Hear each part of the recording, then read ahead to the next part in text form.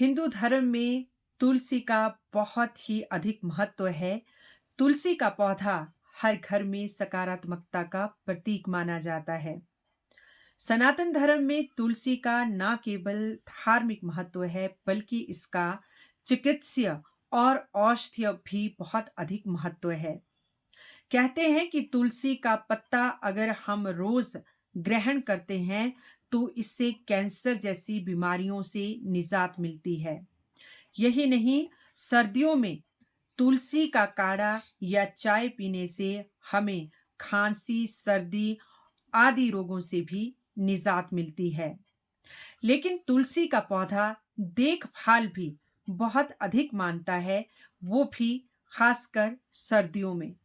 अगर आपके आंगन में तुलसी का पौधा लगा है, आजकल बहुत सर्दियां हैं और आपको ये लग रहा है कि आपकी तुलसी सूख रही है या उसके पत्ते पीले पड़ रहे हैं, तो उसके लिए आप कुछ सावधानियां बरत सकते हैं।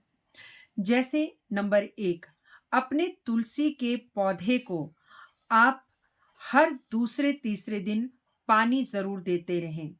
वैसे तो हिंदू धर्म में ये कहा गया है कि एकादशी और रविवार को छोड़कर तुलसी को रोज पानी देना चाहिए, लेकिन अत्यधिक पानी भी तुलसी के पौधे को कभी-कभी खराब कर देता है।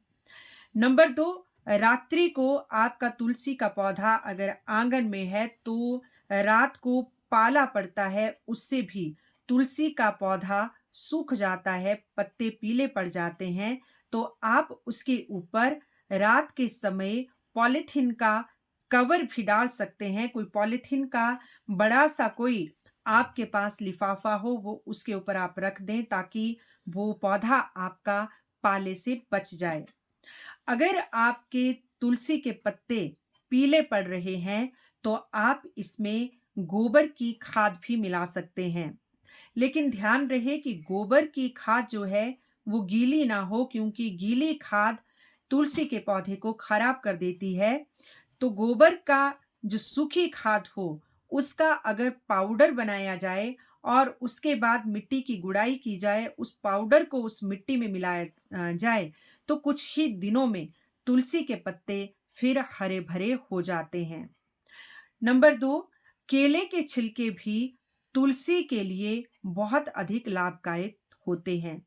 अगर आप केले के छिलकों को सुखा लेते हैं और सुखाने के बाद उसका पाउडर तुलसी के पौधे की मिट्टी की गुड़ाई करके मिक्स करते हैं, तो उससे भी तुलसी के पत्ते दोबारा हरे हो जाते हैं। नंबर 3, फिटकरी।